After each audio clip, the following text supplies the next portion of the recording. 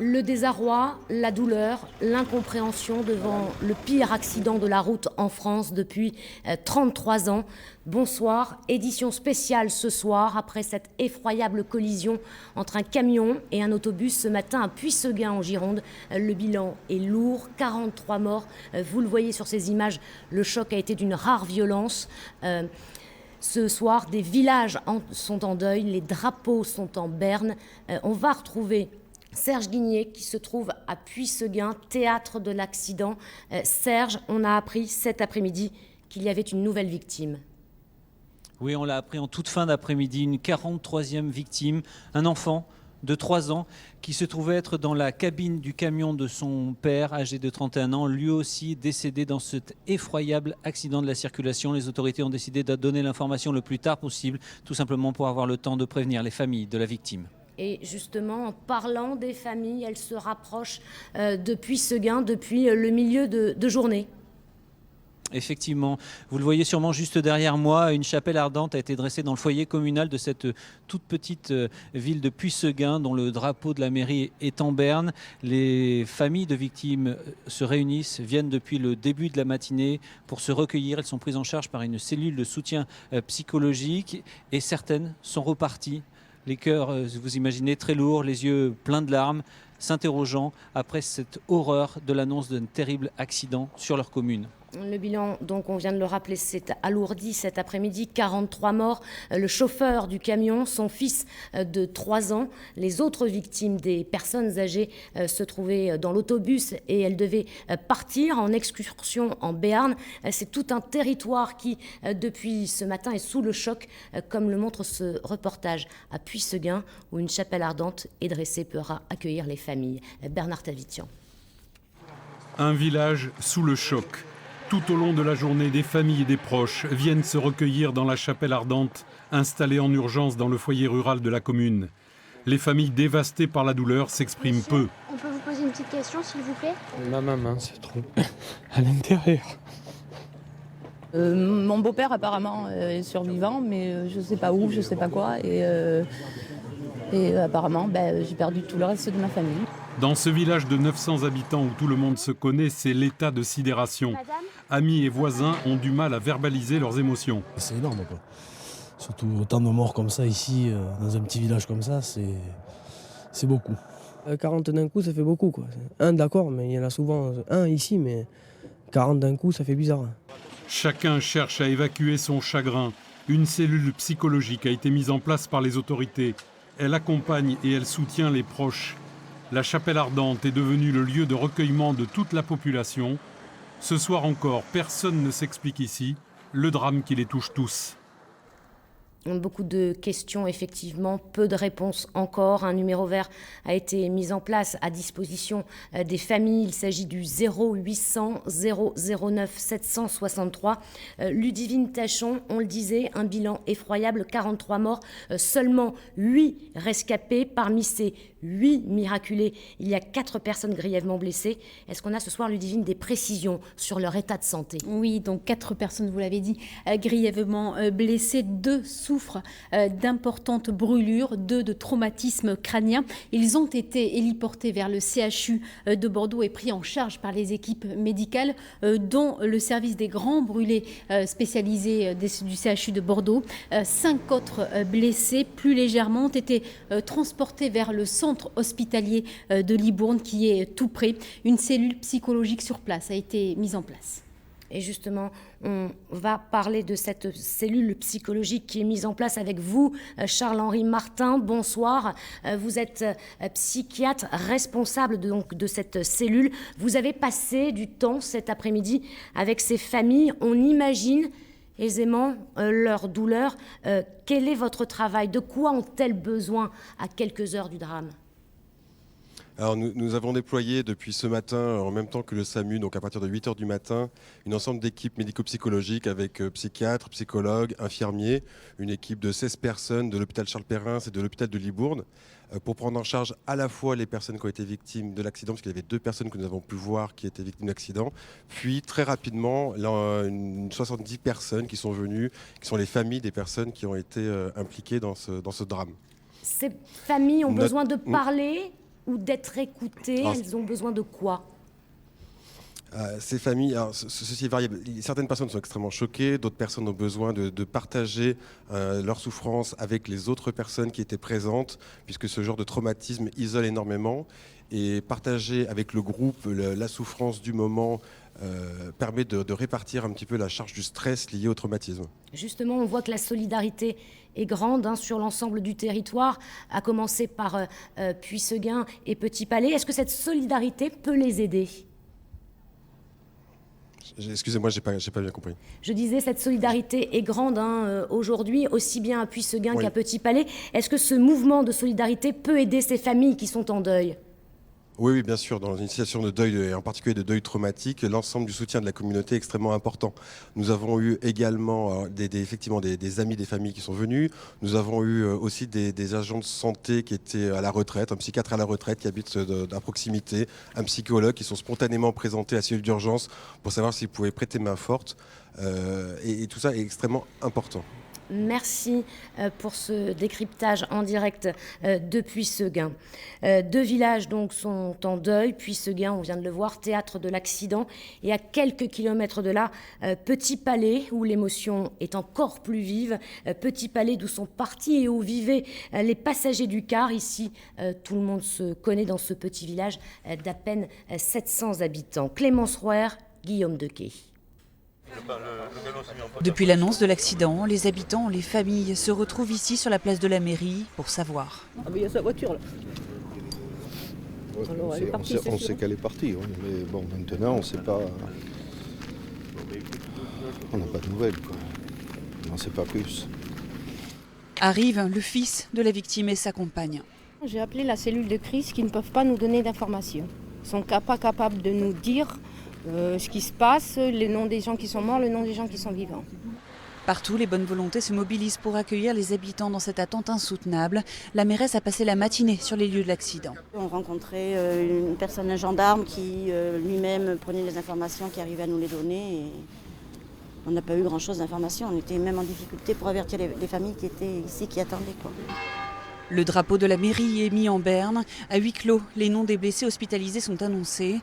Par élimination, les autres sont décédés. J'ai perdu 3 sœurs. 3 sœurs décédées ce matin. La cellule psychologique est à Puisseguin. Les gens sont ici pour attendre la liste des survivants. Et ben, il n'y a personne. Moi, j'avais une dame à côté de moi qui pleurait, qui disait « Mais je n'ai pas dit au revoir à mon papa. » Et personne n'est là, personne n'est là, personne, on n'a personne. Heureusement, il y a aussi quelques rares bonnes nouvelles, comme pour le frère de cet homme. Il a une vertèbre de brisée des côtes. Bon, là, il est aux urgences, on va monter le voir. On va voir. Vous savez comment il a pu sortir du Il a cassé la vitre. Il a cassé la vitre, il a sauté. Il a sauté. C'est un miraculé. Hein.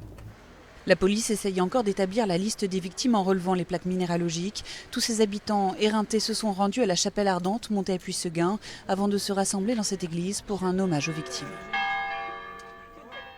La stupeur dans ce petit village de Petit Palais, la douleur et parfois la colère, on vient de le voir. Delphine Vialané, vous êtes sur place. Les habitants se sont rassemblés spontanément cet après-midi.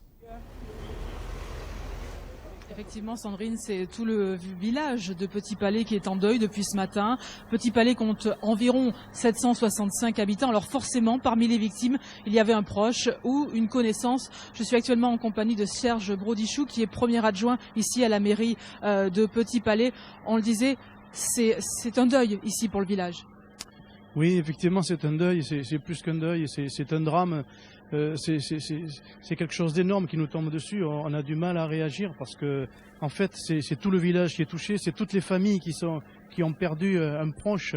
Et avec ça, la difficulté pour nous actuellement, c'est de savoir réellement qui était dans ce car. Car à l'heure actuelle, nous sommes pas sûrs encore vraiment des personnes qui avaient dans le car, car vu les circonstances de cet incendie, qui a fait que le car a flambé à une rapidité incroyable, tout a brûlé. Les personnes responsables de cette association étaient dans le car eux-mêmes avec ces documents. Donc aujourd'hui, nous avons, à l'heure qu'il est, nous n'avons toujours pas la liste des gens qui étaient dans ce car. Et c'est ça qui est pour nous très très dur aujourd'hui à supporter parce que on attend que la gendarmerie ait terminé donc l'identification des corps. Les corps sont transportés à Bordeaux actuellement. Ils nous ont dit que ce serait très très long et voilà, il faut aller jusqu'au bout pour savoir réellement qui a participé à ce voyage, quoi, voilà. Alors pour vous personnellement, pour Madame le maire également, très difficile, d'autant que les gens viennent vous voir, vous sollicitent pour avoir des nouvelles et vous êtes incapable d'en donner. Voilà, très très peu parce que ce qu'on peut certifier, on connaît quelques personnes qui étaient vraiment présentes, donc on peut dire qui étaient dans le car parce qu'on avait des proches. Ensuite, on sait qu'il y a des gens qui ont pu sortir de ce car parce qu'ils étaient blessés, donc actuellement ils sont à l'hôpital. Mais ils sont très peu nombreux, bien sûr. Et nous avons mis en place une cellule psychologique ici, à cette salle des fêtes, pour que les familles puissent aller donc à ce centre. Qu'est-ce qui est prévu dans les jours à venir là, sur Petit Palais ?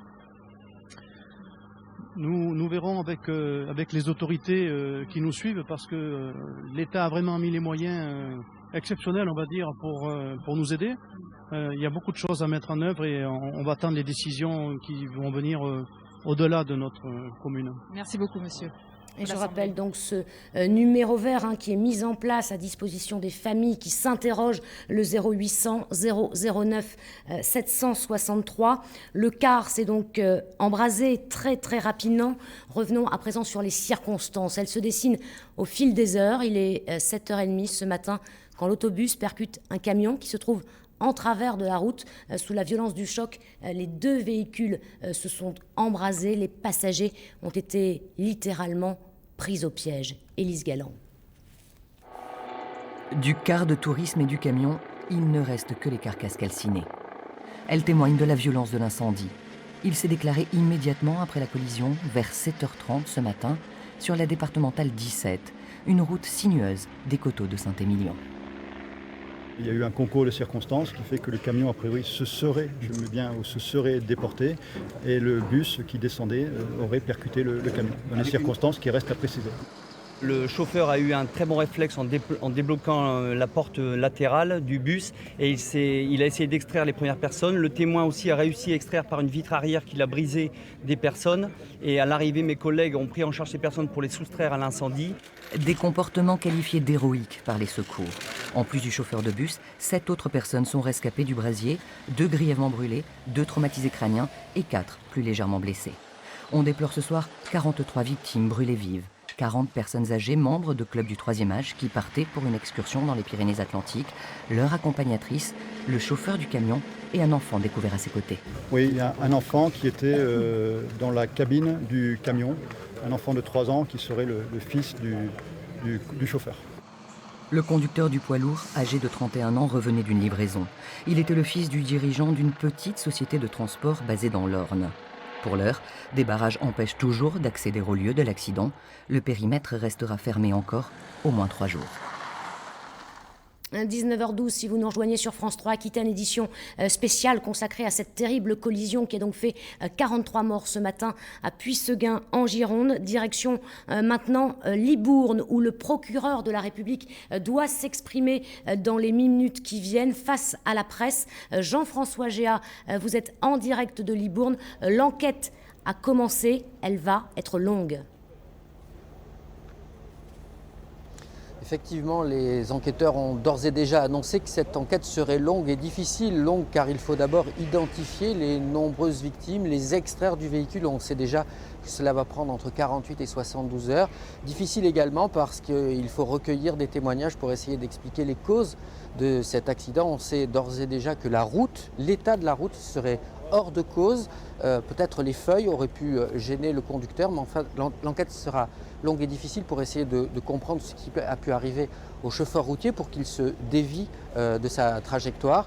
Il va falloir aussi entendre le conducteur du bus qui lui est très choqué à cette heure et n'a donc pour l'instant pas pu être entendu. Et puis il va falloir, comme je vous le disais, identifier les 41 victimes toujours bloquées dans ce bus. Une enquête longue, difficile et beaucoup de questions attendues aujourd'hui auprès du procureur de la République qui devrait s'exprimer d'ici quelques minutes. Oui, effectivement, Jean-François, beaucoup de questions aussi sur la dangerosité de cette route départementale, même si certains la considèrent comme étant non accidentogène. Ce n'est pas le cas pour les autres et une polémique a commencé à voir le jour. Nicolas Morin. Une petite route de l'est de la Gironde, comme il en existe des dizaines dans le secteur. La départementale 17, un chemin sinueux et parfois vallonné qui nécessite une attention particulière au volant, surtout à l'automne, quand la chaussée peut être glissante. On descend du bourg de Puisseguin en direction de Castillon. La route est très belle, très sinueuse, une enfilade de virages assez serrés. Et c'est dans un de ces virages très serrés, le plus difficile d'ailleurs, qu'a eu lieu l'accident. Je me suis rendu sur site donc ce matin, j'ai vu la réalité de la voie. C'est une voie qui a été revêtue en 2011, il y a à peine 4 ans, donc c'est un revêtement quasi neuf. Le marquage a été refait en 2013. La signalétique horizontale et verticale est parfaitement en place. Il y a un virage à cet endroit, évidemment, mais comme il y a plein de virages en France, je ne vois pas, moi, de problème particulier sur l'entretien de cette voie. Et nos équipes, au contraire, sont vraiment présentes sur ces secteurs-ci. Pourtant, certains déplorent la dangerosité de cette route en particulier et des départementales en général. Elle est très dangereuse cette route. J'ai fait 38 ans et 6 mois à France Télécom et c'est que des virages, c'est très très dangereux. Combien j'ai vu de voitures dans le ravin en bas dans les vignes, dans ma carrière. C'est très très dangereux ça. J'espère qu'ils vont faire quelque chose maintenant. Derrière cette tragédie se pose une question de l'obstination des pouvoirs publics, de droite comme de gauche d'ailleurs, à vouloir se lancer dans des grandes infrastructures du type autoroute, dans des grands projets qui sont souvent inutiles et très dispendieux. Et c'est autant d'argent qui ne va pas à l'entretien et à la sécurisation des routes départementales. Cette route est fréquentée par 2600 véhicules chaque jour. Le virage de Puisseguin où s'est déroulé le drame n'avait connu aucun accident depuis 5 ans. L'émotion est grande en Gironde, bien sûr, mais aussi dans tout le pays. La classe politique est également sous le choc. Les députés ont observé cet après-midi une minute de silence dans l'hémicycle de l'Assemblée. Minute de silence à la demande de la ministre de la Santé, Marisol Touraine, qui a qualifié cet accident de dramatique et catastrophique. Et depuis la Grèce, où il est en déplacement, François Hollande a fait part de sa tristesse après l'accident. Écoutez le chef de l'État.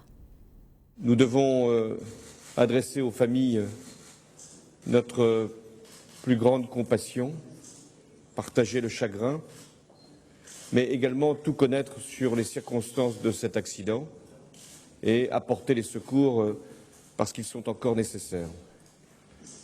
C'est une grande tristesse que j'éprouve, alors même que, ici, nous sommes dans la confusion de nos sentiments. Le chef de l'État, donc, à Athènes. Manuel Valls, le Premier ministre, s'est rendu sur place en fin de matinée, accompagné de Bernard Cazeneuve, ministre de l'Intérieur, et d'Alain Vidalis, secrétaire d'État chargé des Transports. Les 3 hommes se sont rendus sur les lieux de l'accident. Bernard Tavitian. Manuel Valls, sur les lieux même de l'accident. En fin de matinée, le Premier ministre vient constater la gravité de la catastrophe. On aperçoit sur ces images, à l'arrière-plan, les carcasses calcinées du bus et du camion. Le chef du gouvernement est accompagné de Bernard Cazeneuve, ministre de l'Intérieur, et du secrétaire d'État au transport, Alain Vidalis. Ils viennent apporter le soutien de l'État aux secouristes et aux familles des victimes. C'est un choc terrible. Un choc terrible pour ce territoire, pour la Gironde, pour l'Aquitaine. C'est un choc terrible pour la France. Et aujourd'hui, la France et les Français sont en deuil. Merci. Députés, conseillers départementaux, maires, beaucoup d'élus viennent partager leur émotion à Puisseguin. Alain Juppé, le maire de Bordeaux, présent sur les lieux, s'est refusé à toute déclaration.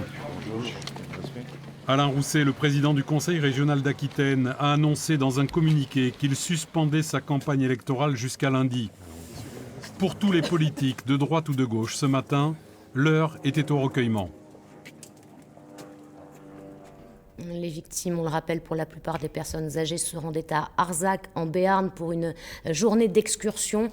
Arzac, où il règne ce vendredi une atmosphère particulière. Éric Poussard, Clément Ali. C'est ici, à la maison du jambon de Bayonne, située à Arzac, dans le Nord Béarn, que les victimes devaient se rendre ce matin pour une visite des lieux. Sur place, en fin de matinée, d'autres visiteurs étaient particulièrement choqués. Ce groupe venu également de Gironde, de Saint-Loubès, et qui devait partager toute cette journée découverte et gastronomie avec les occupants du bus accidenté ce matin. Évidemment, toutes les discussions tournaient autour du drame, d'autant que les proches se sont rapidement inquiétés. Les enfants de suite, ma belle-fille, 3 appels elle m'a donné. Elle se demandait ce qui se passait. Tout le monde est triste. Alors on ne sait pas maintenant. On va voir, puisqu'on devait manger avec eux et tout le bazar et tout. Et puis c'est à 30 km de chez nous. Ça la fout mal. C'est sûr que ça nous a tous chavirés. Le programme devait se poursuivre au cœur du village d'Arzac, au Café des Sports, pour déguster une spécialité locale. L'organisateur de la journée et le restaurateur, eux aussi, étaient très touchés. Et on est bouleversés, on a du mal à parler, et voilà.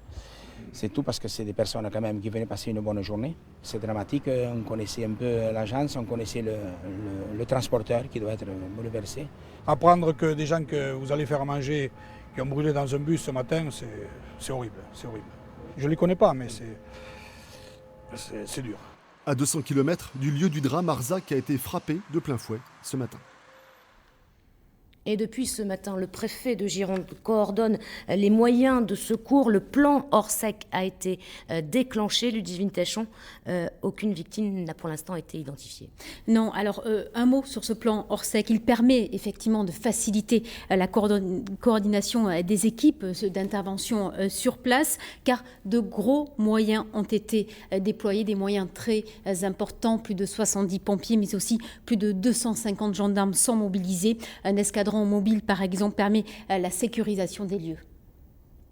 Le travail des corps, de l'identification des corps va être long. On voit les images à Libourne en ce moment même. Le procureur de la République s'exprime devant la presse pour faire un point sur cette enquête qui débute. Oui, cette enquête donc, qui a d'ores et déjà débuté. 40 enquêteurs de l'IRCGN sont arrivés à Puyseguin. Alors c'est quoi l'IRCGN? C'est l'Institut de recherche criminelle de la gendarmerie nationale de Rosny-sur-Bois. Et des techniciens qui sont intervenus par exemple sur le crash de la Germanwings. Ils sont à la recherche d'éléments matériels. Ils vont prélever des indices, des traces qui vont permettre par exemple d'éclaircir les trajectoires des deux véhicules. Des enquêteurs chargés aussi, vous l'avez dit, du long travail d'identification des victimes. Les 40 et encore, on le rappelle, sont toujours dans ce qui reste des véhicules. Il faudra au moins 3 jours pour extraire les corps. Alors des prélèvements ADN vont être effectués et comparés avec les effets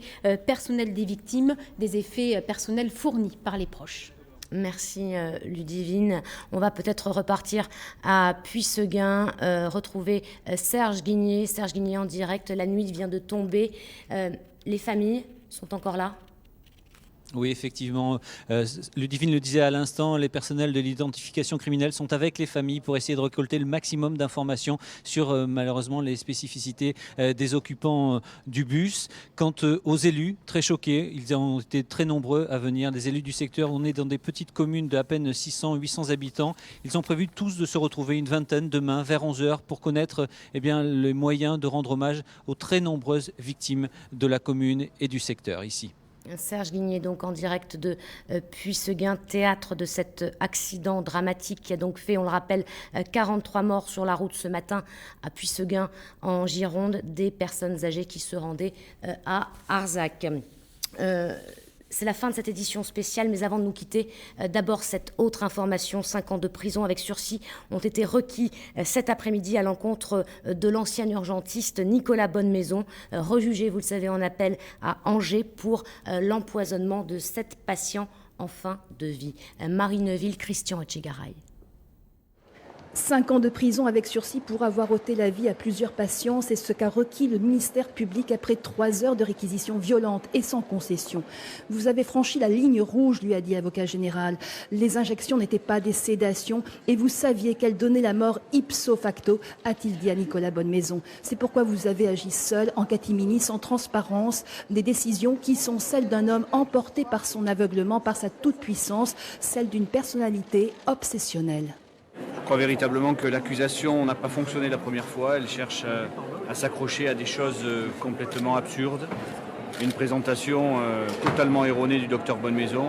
Il est facile d'essayer de chercher à trouver des motifs alors qu'il n'y en a pas. Les parties civiles ont désormais des certitudes. Les familles ont été trahies car la mort de leurs parents était bien anticipée. Des parents qui ne présentaient aucune souffrance insupportable. L'émotion est totalement inversée. On a même de la sympathie pour le docteur. Parce que ses motivations à lui sont bonnes. Il n'y a pas de bons criminels ou mauvais criminels. Il n'y a pas de mauvais meurtre ou de bon meurtre. Il y a un meurtre ou pas de meurtre. Acquittement, réintégration. À la fin des réquisitions, près de 250 soignants et collègues se sont réunis devant l'hôpital de Bayonne pour revendiquer l'acquittement de Nicolas Bonnemaison. Du sursis, ça veut dire quelque part qu'il est reconnu coupable et moi ça ne me va pas du tout, ça ne nous va pas du tout. Nous ici, la majorité du personnel de l'hôpital le dit, on ne veut pas qu'il soit condamné, on veut qu'il réintègre son job et qu'il revienne ici en tant que toubib. Les délibérations auront lieu demain, les jurés ont encore la nuit pour se forger leur intime conviction. Avant de nous quitter, je vous rappelle ce numéro vert qui est mis à disposition des familles qui s'interrogent sur la présence de leurs proches ou non dans ce terrible accident ce matin à Puyseguin, le 0800 009 763. Le 19-20 continue. L'info est à suivre en direct sur notre site internet et puis bien sûr dans Soir 3 ce soir à partir de 22h50. Très belle soirée à tous. Merci. Retrouvez toute votre actualité régionale sur l'application France 3 Régions.